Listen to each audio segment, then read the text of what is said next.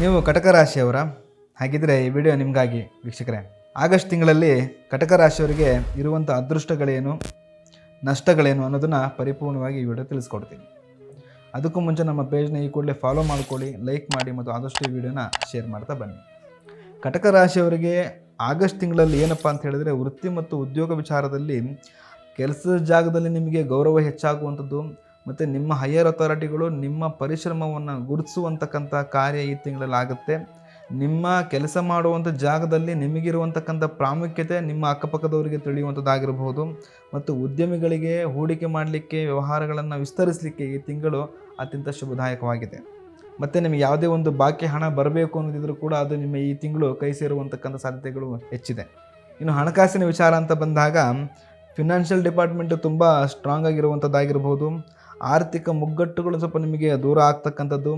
ಧನಸ್ಥಾನದಲ್ಲಿ ಕೇತು ಇರೋದರಿಂದ ಸ್ವಲ್ಪ ಖರ್ಚುಗಳು ನಿಮಗೆ ಜಾಸ್ತಿ ಆಗ್ತಾ ಹೋಗುತ್ತೆ, ಅದರ ಮೇಲೆ ಸ್ವಲ್ಪ ಗಮನವನ್ನು ಇಟ್ಕೊಳ್ಳಿ.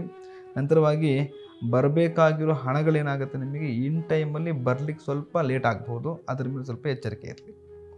ಇನ್ನು ಶಿಕ್ಷಣ ವಿಚಾರ ಅಂತ ಬಂದಾಗ ಶುಕ್ರ ಮತ್ತು ಬುಧನ ಸಂಬಂಧದಿಂದ ನಿಮಗೇನಾಗುತ್ತೆ, ಈ ಸೈನ್ಸ್ ಆಗಿರ್ಬೋದು, ಆರ್ಟ್ಸ್ ಆಗಿರ್ಬೋದು ಅಥವಾ ಲಾ ಓದ್ತಿರ್ತಕ್ಕಂಥ ಸ್ಟೂಡೆಂಟ್ಸ್ಗಳು ಸ್ವಲ್ಪ ಎಚ್ಚರಿಕೆಯಿಂದ ಇರಬೇಕು. ನೀವು ನಿಮ್ಮ ಒಂದು ಪರಿಶ್ರಮವನ್ನು ದುಪ್ಪಟ್ಟು ಮಾಡಿಕೊಳ್ಳುವಂಥ ತಿಂಗಳು ಇದಾಗಿರುತ್ತೆ. ಹೆಚ್ಚು ತಾಳ್ಮೆ, ಆತ್ಮವಿಶ್ವಾಸ ಮತ್ತು ಪರಿಶ್ರಮದ ಅಗತ್ಯ ನಿಮಗೆ ಜಾಸ್ತಿ ಇರುತ್ತೆ ಈ ಒಂದು ತಿಂಗಳು.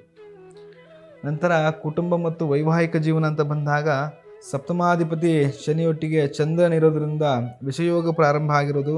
ಹಾಗಾಗಿ ಸಂಗಾತಿಯೊಡನೆ ವಿನಾಕಾರಣ ಜಗಳಗಳು ಉಂಟಾಗ್ಬೋದು, ಮನಸ್ತಾಪಗಳು ಉಂಟಾಗ್ಬೋದು ಮತ್ತು ವೈರತ್ವಗಳು ಉಂಟಾಗ್ಬೋದು. ಸ್ವಲ್ಪ ಅದರ ಮೇಲೆ ನೀವು ಗಮನವನ್ನು ಕೊಡ್ತಾ ಬನ್ನಿ ವೀಕ್ಷಕರೇ. ಎರಡನೇ ಮನೆ ಕುಟುಂಬ ಸ್ಥಾನದಲ್ಲಿ ಕೇತು ಇರೋದರಿಂದ ನಿಮಗೆ ಹಳೆಯ ವೈಷಮ್ಯ ಶತ್ರುತ್ವಗಳು ಜಾಸ್ತಿ ಆಗ್ತಕ್ಕಂಥದ್ದು, ಹಳೆಯ ಸೇಡುಗಳು ಮರುಕಳಿಸುವಂಥದ್ದಾಗಿರ್ಬೋದು, ಸ್ವಲ್ಪ ಕೋರ್ಟು ಕಚೇರಿ ಅಲೆದಾಟಗಳನ್ನು ಮಾಡ್ತಕ್ಕಂಥದ್ದಾಗಿರ್ಬೋದು. ಈ ಒಂದು ಪ್ರಾಬ್ಲಮ್ಗಳು ಕ್ರಿಯೇಟ್ ಆಗ್ತಕ್ಕಂಥದ್ದು. ಪ್ರೇಮಿಗಳು ಮತ್ತು ವಿವಾಹಿತ ಜನರೇನಿದ್ದಾರೆ ಅವರು ಈ ಒಂದು ತಿಂಗಳು ಬಹಳ ಎಚ್ಚರಿಕೆಯಿಂದ ಇರಬೇಕು. ಅವರು ಆಡುವ ಮಾತುಗಳೇ ಅವರಿಗೆ ಶತ್ರುಗಳು ಆಗುವಂತಕ್ಕಂಥ ಸಂಭವ ಹೆಚ್ಚಿರುತ್ತೆ. ಇನ್ನು ಆರೋಗ್ಯ ವಿಚಾರ ಅಂತ ಬಂದಾಗ ಸ್ವಲ್ಪ ಅವರಿಗೆ ಈ ಮೂಗಿನ ಸಮಸ್ಯೆಗಳಾಗಿರ್ಬೋದು, ಜ್ವರ ಬರ್ತಕ್ಕಂಥದ್ದು, ಮೂಲವಾದಿ ಸಮಸ್ಯೆಗಳು ತೊಂದರೆ ಕೊಡ್ತಾ ಬರುತ್ತೆ. ನಂತರವಾಗಿ ಕ್ಯಾನ್ಸರ್ ಅಥವಾ BP ಇರೋರು ತುಂಬ ಹುಷಾರಾಗಿರುವಂಥದ್ದು ಈ ಒಂದು ತಿಂಗಳಲ್ಲಿ ನೀವು ಎಚ್ಚರಿಕೆ ವಹಿಸಬೇಕಾಗುತ್ತೆ.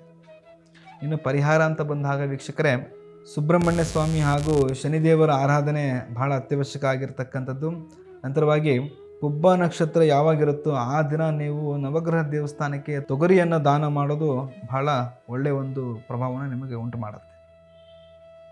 ಇನ್ನು ನಿಮ್ಮ ಜಾತಕದ ಬಗ್ಗೆ ಆಗಿರ್ಬೋದು ಅಥವಾ ನಾನು ಹೇಳಿರ್ತಕ್ಕಂಥ ವಿಚಾರಗಳು ನಿಮಗೆ ಅನ್ವಯಿಸ್ತಿಲ್ಲ ಅಂತಂದಾಗ ಮಸ್ಟ್ ಆ್ಯಂಡ್ ಶುಡ್ ಒಮ್ಮೆ ನಿಮ್ಮ ಜನ್ಮ ಜಾತಕವನ್ನು ಮತ್ತು ನಿಮ್ಮ ಗೋಚಾರದ ರಾಶಿಯ ಫಲಗಳನ್ನು ಸಂಪೂರ್ಣವಾಗಿ ತಿಳ್ಕೋಬೇಕು ಅಂತಂದರೆ ಈ ಸ್ಕ್ರೀನ್ ಮೇಲೆ ಕಾಣ್ತಿರ್ತಕ್ಕಂಥ ನಂಬರ್ಗೆ ನಿಮ್ಮ ಜನ್ಮ ದಿನಾಂಕ, ಜನ್ಮ ಸಮಯ ಹಾಗೂ ಜನ್ಮ ಸ್ಥಳವನ್ನು ಸ್ಕ್ರೀನ್ ಮೇಲೆ ಕಾಣ್ತಿರ್ತಕ್ಕಂಥ ನಂಬರ್ಗೆ ವಾಟ್ಸಪ್ ಮೂಲಕ ಕಳಿಸಿ ಸಂಪೂರ್ಣ ಮಾಹಿತಿಯನ್ನು ಪಡೆದುಕೊಳ್ಳಿ.